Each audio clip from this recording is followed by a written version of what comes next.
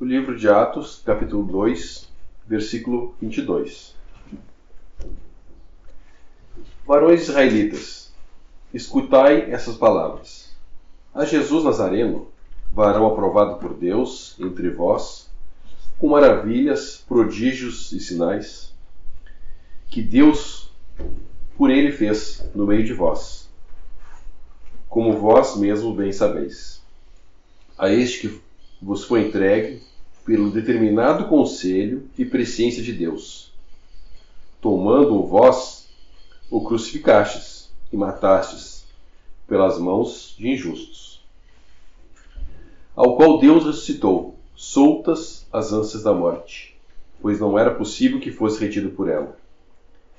Porque dele, disse Davi, sempre via diante de mim o Senhor, porque está à minha direita, para que eu não seja comovido. Por isso se alegrou o meu coração, e a minha língua exultou, e ainda a minha carne há de repousar em esperança. Pois não deixarás a minha alma no Hades, nem permitirás que o teu santo veja a corrupção. Fizeste-me conhecidos os caminhos da vida, com a tua face me encherás de jubilo. Varões e irmãos, seja-me lícito dizer-vos livremente acerca do patriarca Davi, que ele morreu e foi sepultado, e entre nós está até hoje a sua sepultura. Sendo, pois, ele profeta, e sabendo que Deus lhe havia prometido com juramento que do fruto de seus lombos, segundo a carne, levantaria o Cristo, para o assentar sobre o seu trono, nessa previsão disse da ressurreição de Cristo, que a sua alma não foi deixada no Hades, nem a sua carne viu a corrupção. Deus ressuscitou a esse Jesus, do que todos nós somos testemunhas, de sorte que, exaltado pela destra de Deus e tendo recebido do Pai a promessa do Espírito Santo, derramou isso que vós agora vedes e ouvis. Porque Davi não subiu aos céus, mas ele próprio disse: Disse o Senhor ao meu Senhor, assenta-te à minha direita, até que ponha os teus inimigos por escabelos de teus pés. Saiba, pois, com certeza, toda a casa de Israel, que a esse Jesus, a quem vós crucificastes, Deus o fez Senhor e Cristo. Ouvindo eles isso, compungiram-se em seu coração e perguntaram a Pedro e aos demais apóstolos: Que faremos, varões irmãos? E disse-lhes Pedro: Arrependei-vos e cada um de vós seja batizado em nome de Jesus Cristo, para perdão dos pecados, e recebereis o dom do Espírito Santo.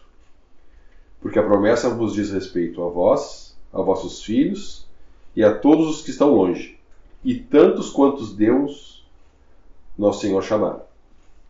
E com muitas outras palavras isto testificava e os exortava, dizendo: Salvai-vos dessa geração perversa. De sorte que foram batizados os que de bom grado receberam a sua palavra. E naquele dia agregaram-se 3.000 almas. E perseveravam na doutrina dos apóstolos, na comunhão, no partimento do pão e nas orações. Em cada alma havia temor, e muitas maravilhas e sinais se faziam pelos apóstolos. Todos que criam estavam juntos e tinham tudo em comum. Vendiam suas propriedades e fazendas e repartiam com todos, segundo cada um tinha necessidade. E perseverando unânimes todos os dias no templo e partindo pão em casa, comiam juntos com alegria e singeleza de coração, louvando a Deus e caindo na graça de todo o povo. E todos os dias acrescentava o Senhor à igreja aqueles que se haviam de se salvar. Antes de nós entrar nesse trecho que nós estamos nesse capítulo, eu queria falar mais um pouquinho sobre as línguas, que é ali que esse capítulo 2 ele traz bastante luz sobre esse assunto de línguas. E nós podemos abrir em Gênesis capítulo 11. Gênesis 11, versículo 1. E era toda a terra de uma mesma língua e de uma mesma fala. E aconteceu que, partindo eles do Oriente, acharam um vale na terra de Sinar, e habitaram ali. E disseram uns aos outros: Eia, façamos tijolos, queimemo-los bem, e foi-lhes o tijolo por pedra e o betume por cal. E disseram: Eia, edifiquemos nós uma cidade e uma torre cujo cume toque nos céus, e façamos um nome, para que não sejamos espalhados sobre a face de toda a terra. Então desceu o Senhor para ver a cidade e a torre que os filhos dos homens edificavam. E o Senhor disse: Eis que o povo é um, e todos têm uma mesma língua. E isso que começam a fazer. E agora não haverá restrição para tudo que eles intentam fazer. Eia, desçamos e confundamos ali a sua língua, para que não entenda um a língua do outro. Assim o Senhor os espalhou dali, sobre a face de toda a terra, e cessaram de edificar a cidade.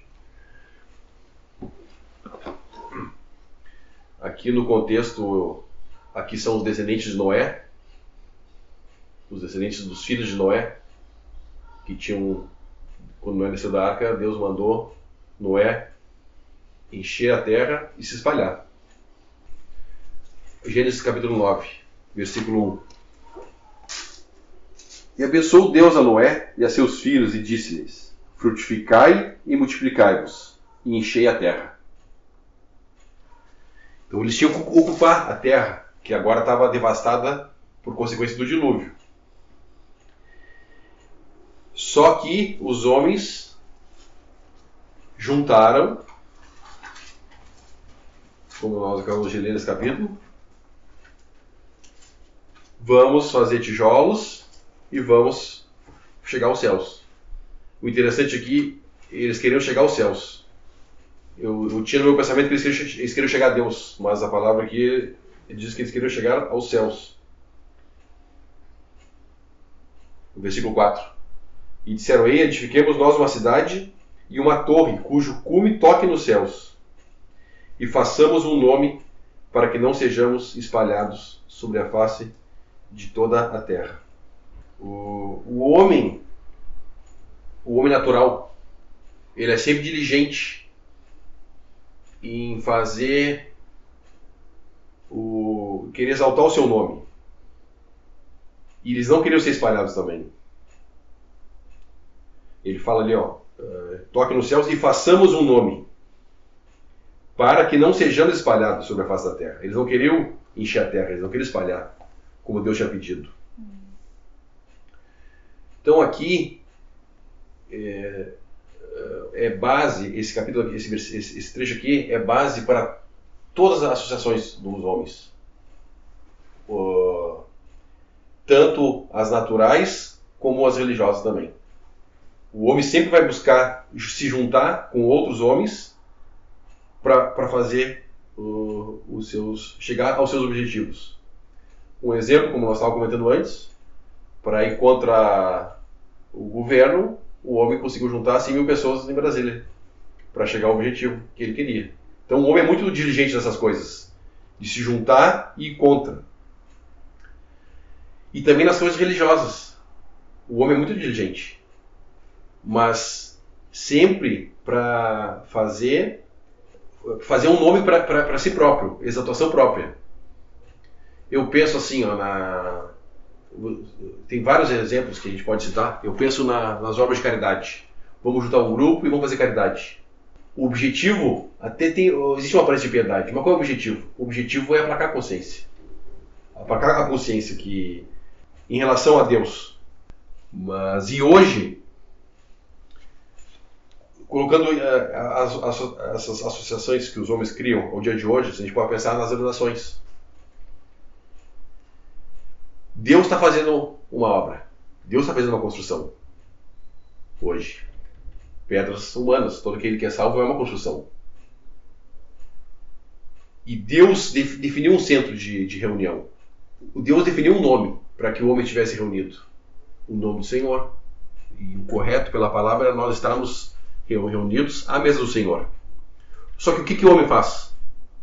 Sejamos unidos, não vamos ser espalhados, e vamos fazer um nome, façamos um nome, para que não sejamos espalhados sobre a face de toda a terra. Então, hoje, na nossa dispensação, o apóstolo Paulo nos orienta lá em 1 Coríntios 3, sejais unidos, estejam todos o mesmo parecer. E o que o homem faz? O homem vai fazer a porção dele.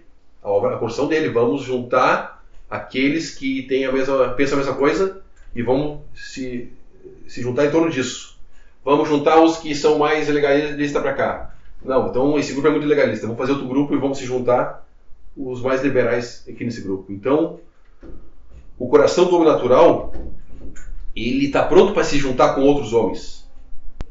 Então aqui, eles também tentaram fazer uma obra, uma construção. Eles queriam fazer uma torre. E hoje, no capítulo que nós estamos hoje, com a descida do Espírito Santo, Deus está começando uma construção aqui na Terra. Porque a habitação onde Deus habitava, que era o templo, era apenas uma figura também do que Deus começou em Atos 2, a fazer uma obra com tijolos humanos. E as línguas ali, para aqueles homens ali do capítulo 11 de Gênesis, foi juízo. Deus não ia deixar, foi graça de Deus, que Deus não ia deixar eles ficarem ali juntos, porque eles não iam espalhar mais, eles iam ficar juntos mesmo. E achando que o que eles fizeram era alguma coisa. Então Deus não permitiu eles fazer aquilo e confundiu as línguas. E também tem um pensamento interessante. A partir dali, Deus começou a tratar com o descendente de Abraão. Deus não tratou mais com o homem. Até aquele momento, Deus tratava com todo o homem, todos os homens que estavam na terra. A partir dali, Deus escolheu Abraão. Foi pegar Abraão lá da família dele e foi tirar o povo israelita dos descendentes de Abraão. E a lei foi dada em uma língua só. Foi dada na língua que Abraão falava. Mas agora, na graça, Deus está provendo para todos ouvirem em suas próprias línguas maternas essa mensagem agora que é o Evangelho do Senhor, é o que o Pedro vai começar a falar agora. Então eu achei interessante esse pensamento que Deus está construindo. Deus está fazendo uma construção com os pensamentos dele. Ele vai prover o material. E nós também temos parte lá que fala em Coríntios 3. Nós podemos ler esse capítulo, é um capítulo bem interessante. 1 Coríntios capítulo 3. Nós temos uma parte nessa construção. Como o corpo de Cristo é absoluto. No nosso capítulo fala, no final do segundo versículo, versículo 47, e todos os dias acrescentava o Senhor à igreja aqueles que haviam de salvar. Então essa parte de acrescentar ao corpo é o Senhor que faz. Não somos nós. Né? É o Senhor que dá a nova vida, vai prover que a pessoa escute o Evangelho e é acrescentado ao corpo. E com o pensamento ainda que nós somos comprados pelo sangue do Senhor, o Senhor nos comprou com o seu sangue, e o Senhor nos dá o selo do Espírito Santo. Nós somos selados ainda, é o penhor, é a garantia que nós somos do Senhor. Então o Espírito Santo em nós é a garantia que nós temos, que nós somos dele. 1 Coríntios 3 fala da parte que resta para o homem edificar. 1 Coríntios 3, versículo 10. Segundo a graça de Deus, que me foi dada, pus eu como sábio arquiteto o fundamento, e outro edifica sobre ele. Mas veja cada um como edifica sobre ele. Porque ninguém pode pôr outro fundamento além do que já está posto, o qual é Jesus Cristo. E se alguém sobre esse fundamento formar um edifício de ouro, prata, pedras preciosas, madeira, feno e palha, a obra de cada um se manifestará. Na verdade, o dia declarará, porque pelo fogo será descoberta, e o fogo provará qual seja a obra de cada um. Se a obra de que alguém edificou, nessa parte permanecer, este receberá galardão. Se a obra de alguém se queimar, sofrerá detrimento, mas o tal será salvo, todavia, pelo fogo. Então, com o pensamento ainda numa construção que Deus está fazendo. Deus acrescenta as pedras, que são as pessoas. Ele fala aqui que, no versículo 10, que ele pôs o fundamento, que foi Cristo. Foi a base para a vinda do Espírito Santo no nosso capítulo. Foi a morte do Senhor e a sua glorificação. Ele pôde mandar o Espírito Santo. E agora Deus vai fazer, em contraponto o que o homem estava tentando fazer lá na torre, para chegar ao céu, Deus vai fazer agora a construção dele. Com pedras vivas, com a base sólida, que é o nosso Senhor, que é a pedra de esquina, que nem fala a Escritura. E nós temos a nossa parte na edificação também. Então, nós somos responsáveis, de uma certa forma, temos o privilégio de participar dessa construção, na edificação dos nossos irmãos, no que nós vamos edificar, né? E que o Senhor possa nos dar discernimento para a gente poder edificar os materiais que vão permanecer, que é no versículo 12 de 1 Coríntios, que são ouro, prata, pedras preciosas. Porque os outros materiais eles são perecíveis, eles não resistem ao fogo, é madeira, feno e palha. Então, e o Senhor vai nos capacitar, vai fazer provisão para que a gente possa trabalhar nessa construção, de ajudar na edificação dessa construção que Deus está fazendo.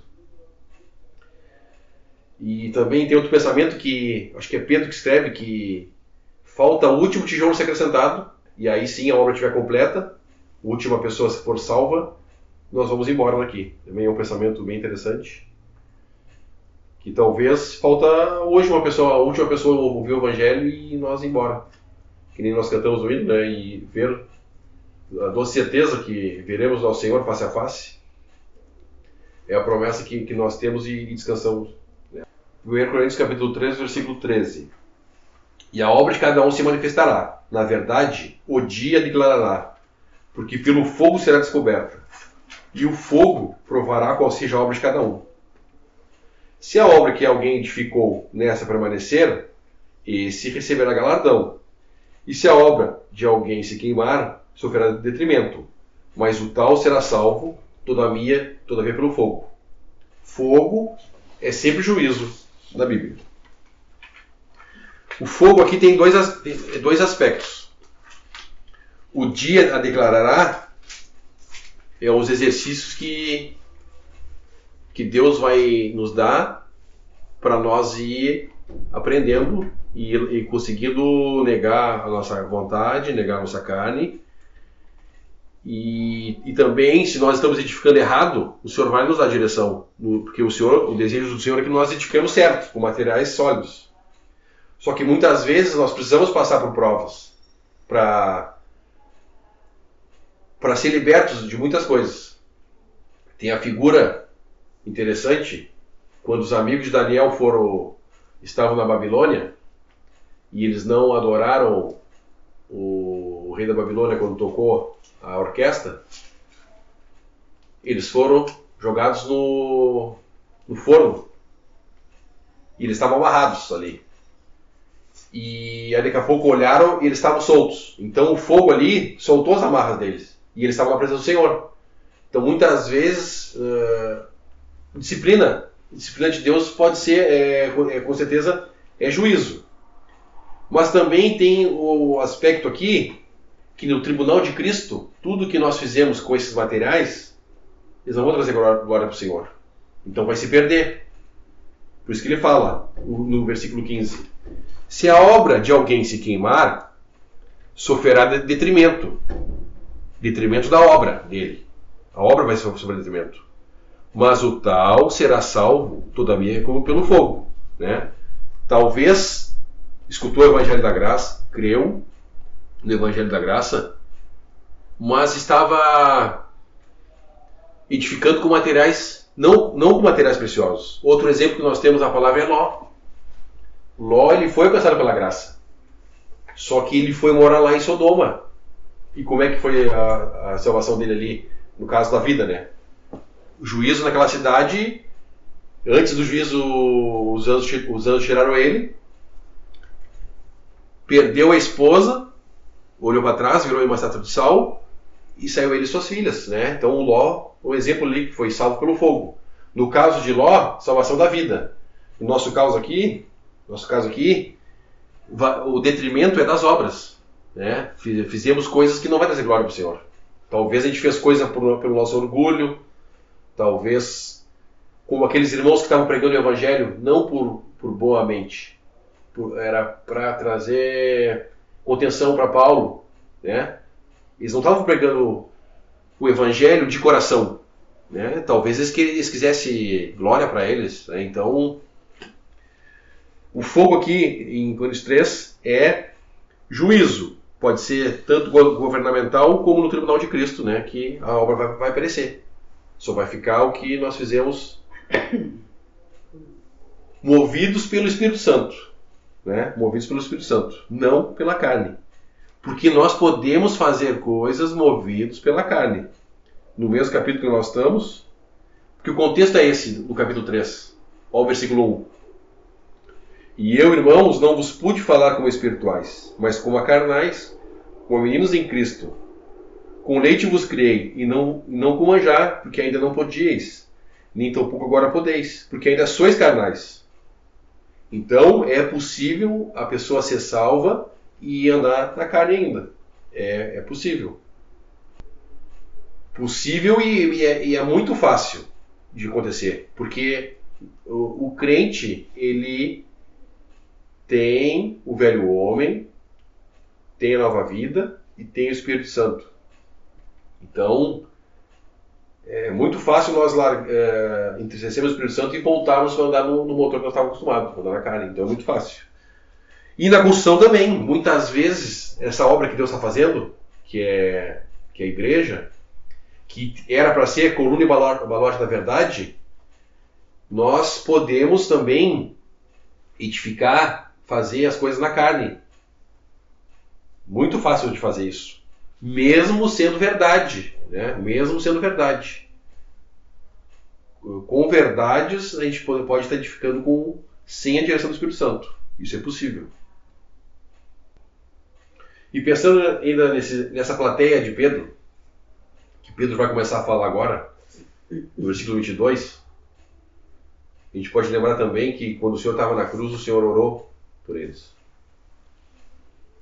Pai, perdoa-lhes, eles não sabem o que fazem. Então, faziam 50 dias que tinha sido a Páscoa. Aqui era o Pentecostes. Era 7 semanas, no próximo dia fazia a festa do Pentecostes. E essa festa também do Pentecostes é uma figura bem interessante, porque eles tinham apresentado 2 pães com fermento. Nós podemos ver rapidamente ali em Levítico 23. Levítico 23, no versículo 4, vai falar da Páscoa. Essas são as solenidades do Senhor, as santas convocações, que convocareis a seu tempo determinado. No mês 1º, aos 14 do mês pela tarde, é a Páscoa do Senhor. Então nós sabemos que a Páscoa, o apóstolo Paulo fala que o Senhor Jesus foi a nossa Páscoa.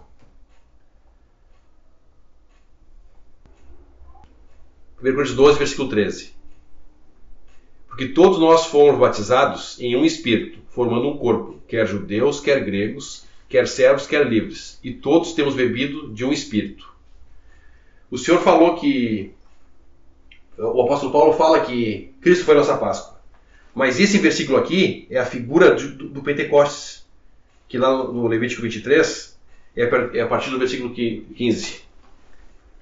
Depois para vós contareis desde o dia seguinte ao sábado, desde o dia que trouxestes o molho da oferta movida, 7 semanas inteiras.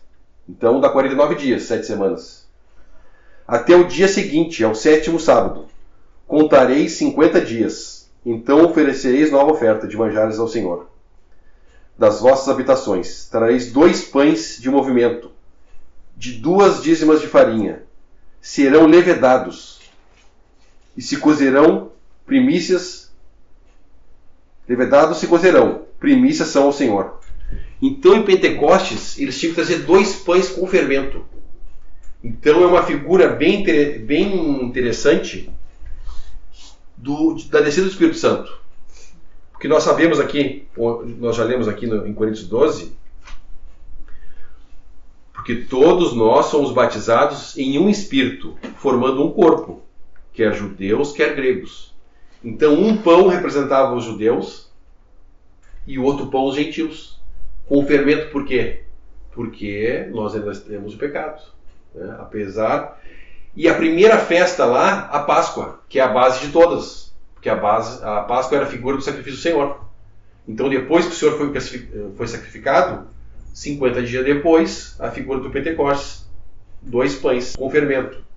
O fermento simboliza a velha natureza ainda. Apesar de nós termos a nova vida, o Espírito Santo agora habitando em nós, um dos motivos que o Espírito Santo veio como língua de fogo.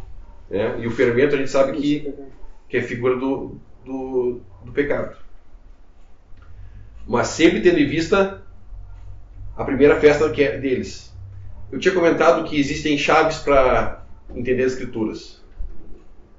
No mínimo 4 trechos da palavra são chaves. Esse capítulo de Levítico 23 ali, as festas são chaves. Que elas são figuras do que Deus ia fazer. E do que Deus vai fazer também. Tem figuras do milênio também, nas 7 festas. A outra passagem é as 7 cartas do Apocalipse, Daniel 9 e Mateus 13, as parábolas do reino dos céus. Elas são chave para nós entender a dispensação da graça. A Mateus 13, nós temos as parábolas que o Senhor explica o que é o reino dos céus. Então também é chave para nós entender as Escrituras. Senão nós vamos confundir a igreja com o reino. Então, agora nessa plateia, que o Senhor tinha orado por eles, o Espírito Santo vai agir nessas pessoas através de Pedro. O apóstolo Pedro agora, falando na língua que eles entendiam, vai começar a pegar as bases do Velho Testamento da ressurreição do Senhor. Porque dos sinais eles já tinham visto, os sinais que o Senhor fez, as curas. E ele ainda fala aqui, 22. Varões israelitas, escutai essas palavras. A Jesus Nazareno, varão aprovado por Deus entre vós, com maravilhas, prodígios e sinais, que Deus por ele fez no meio de vós, como vós mesmos bem sabeis. Quando Nicodemos, que ele fazia parte do Sinédrio, foi falar com Jesus, à noite, ele fala: Mestre, ninguém pode fazer os sinais que tu fazes se não for vindo de Deus. Então Nicodemos reconhece pelos sinais. Então os judeus eles não tinham como negar os sinais que o Senhor fez durante a sua vida aqui.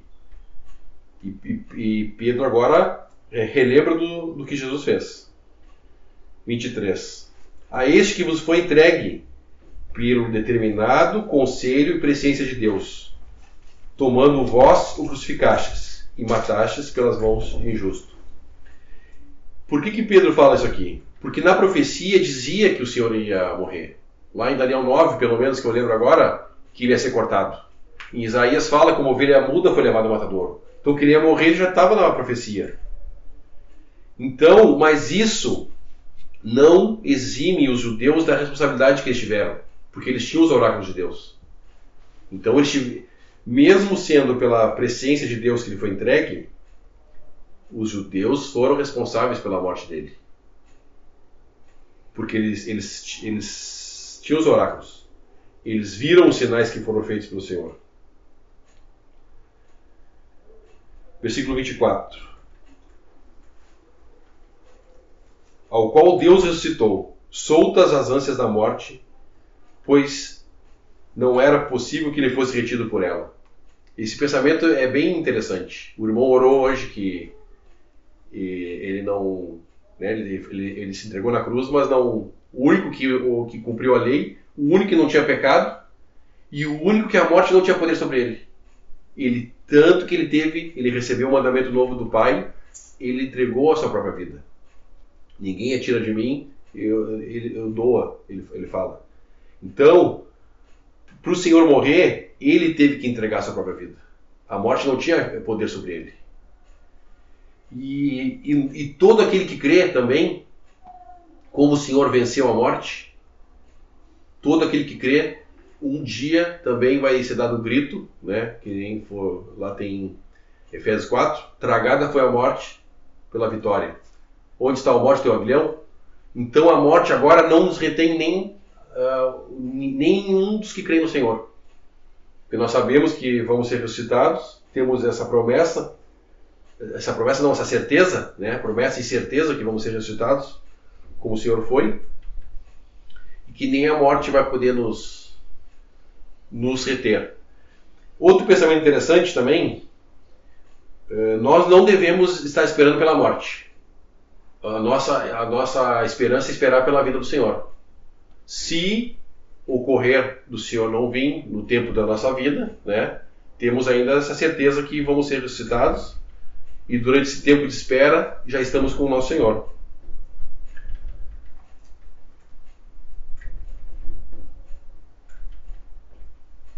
(verso 25) Porque dele disse Davi: sempre via diante de mim o Senhor, porque está à minha direita, para que não seja comovido. Por isso se alegrou o meu coração, e a minha língua exultou. E ainda a minha carne há de repousar em esperança. Pois não deixarás a minha alma do Hades, nem permitirás que o teu santo veja corrupção. Agora Pedro vai explicar aqui, Davi morreu e o corpo de Davi se corrompeu, foi sepultado, se corrompeu. Então Davi não estava falando dele próprio, Davi estava falando do Senhor. Então Pedro usa essa passagem, Davi profetizando da ressurreição de Jesus Cristo, Senhor Jesus. É no versículo 29. Varões e irmãos, sejam lícito dizer-vos livremente acerca do patriarca Davi, que ele morreu e foi sepultado, e entre nós está até hoje a sua sepultura. Sendo, pois, ele profeta, e sabendo que Deus lhe havia prometido com o juramento, que do fruto dos seus lombos, segundo a carne, levantaria o Cristo para o assentar sobre o seu trono. Nesta previsão, disse da ressurreição de Cristo. E a sua alma não foi deixada no Hades, nem a sua carne viu corrupção. Deus ressuscitou esse Jesus, do qual todos nós somos testemunhas. Então, esses judeus já tinham visto os sinais que Jesus fez. Rejeitaram. O Senhor ora por eles na cruz. Agora o Espírito Santo dá testemunha através de Pedro. E Pedro usa a base, a escritura da ressurreição. Versículo 37. Ouvindo eles isso, compungiram-se em seu coração e perguntaram a Pedro e aos demais apóstolos: que faremos, irmãos? E disse-lhe Pedro: arrependei-vos e cada um de vós seja batizado em nome de Jesus Cristo para perdão dos pecados, e recebereis o dom do Espírito Santo. Por que, então aqui tem outro ponto que dá muita falta de entendimento. Tá aqui, tem que ser batizado para receber o Espírito Santo. A questão dos judeus é uma questão particular, porque eles foram os algozes direto da morte do Senhor. É a mesma plateia que, como eu estava comentando, 50 dias depois, foi a mesma plateia que tinha crucificado o Senhor que está aqui. É a mesma plateia que foi comemorar a Páscoa, eles foram comemorar o Pentecostes, a festa dos judeus. Então eram os mesmos irmãos, os mesmos judeus que foram para essa festa. Mas agora, com o testemunho do Espírito Santo, Pedro fala para ele: arrependei-vos e cada um seja batizado em nome de Jesus Cristo para perdão dos pecados. E eles tinham que ser batizados porque eles tinham que agora dar o testemunho do que eles tinham feito era errado, que eles tinham crucificado o Messias. Então o batismo era um testemunho público para eles. E aí por isso que para eles era necessário eles ser batizados para receber o Espírito Santo, porque eles iam ter que se dar conta do pecado que eles tinham feito, de ter crucificado o Senhor. Deus não vai passar por cima disso. Vai ter que ser tratado esse erro gravíssimo que eles cometeram. Então, batiza em nome do Senhor, agora está levando o nome do Senhor em cima, né, na frente de todos os outros judeus. E de uma certa forma a gente pode pensar que a rejeição que eles tiveram do próprio povo deles depois de ser batizado a expoliação de bens, de certa forma foi o governo de Deus em relação ao que eles fizeram. Nenhum judeu poderia reclamar: agora se tem a Cristo, eu estou recebendo tudo isso. E, com certeza o Espírito Santo consolou o coração dele. Bom, eu merecia ser morto ainda.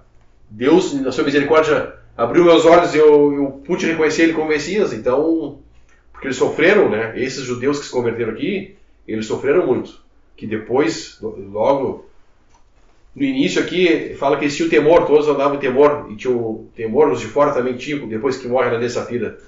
Mas depois começa a perseguição, né? Então a perseguição foi muito forte para esses irmãos aqui. Então, de certa forma, o governo de Deus, pelo que eles tinham feito, agiu sobre eles também.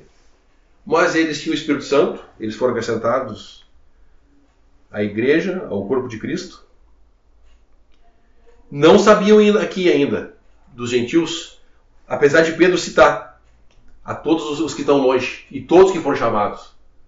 Mas é bem clara a figura nos 2 pães lá do Pentecostes. Já que eu toquei nesse assunto do governo, se faz muita confusão também entre a graça de Deus e o governo de Deus. É no caso do capítulo que nós lemos lá, de Coríntios 3.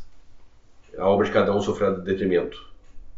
Em seu governo, Deus não pode, Deus é sempre soberano na parte governamental. Um exemplo bem claro, Ananias e Safira. Eles estavam participando agora de uma nova coisa, tinham o Espírito Santo, e ali nós vemos que todos eram unânimes, e eles vêm e mentem para o apóstolo Pedro. Eles mentiram, apesar de tudo aquele clima que eles estavam ali, com o Espírito Santo ali, de alegria, de gozo, porque Deus estava dando salvação para os judeus. E eles mentem, e aí morreu os 2, morreu Ananias e morreu Safira. Não quer dizer que perderam a salvação, não, porque uma coisa é a graça e outra coisa é o governo. O governo de Deus, ele é inflexível. Tanto que quando Jerusalém foi destruída pelos romanos, todos os judeus que estavam ali sofreram. Poderia ter alguns, a maioria foi disperso pelas perseguições, mas todos sofreram aquele governo de Deus. Então, governo de Deus é uma coisa, a graça é outra coisa, são 2 coisas diferentes. Quando alguém é disciplinado por algum problema na assembleia local, faz parte do governo de Deus. Não quer dizer que a pessoa foi retirada fora da mesa do Senhor, é uma disciplina. Aqui, ninguém tem poder para tirar a pessoa do corpo de Cristo. E isso, nós lemos lá no último versículo, o Senhor que acrescenta a igreja, os que vão se salvar. Então isso é inflexível. Salvação é uma coisa, o governo de Deus é outra. Nós podemos estar recebendo disciplina, por nossas próprias, por coisas que a gente fez antes da conversão, por coisas que nós seguimos fazendo agora. Então, é governo de Deus a disciplina. Os irmãos de Corinto estavam sendo disciplinados por estarem comendo a ceia, não sendo no corpo de Cristo. O governo de Deus é disciplina. Mesmo que a assembleia local que ela pode aplicar disciplina, quando nós falhamos, Deus o governo dele persiste, é inflexível. Isso muitos irmãos do sistema religioso não entendem. Por que a gente não insiste em dizer que a gente não pode ficar doente? A doença faz parte do governo de Deus. O salário do pecado é a morte, dado lá em Gênesis, consequência da desobediência de Adão. O governo de Deus, inflexível.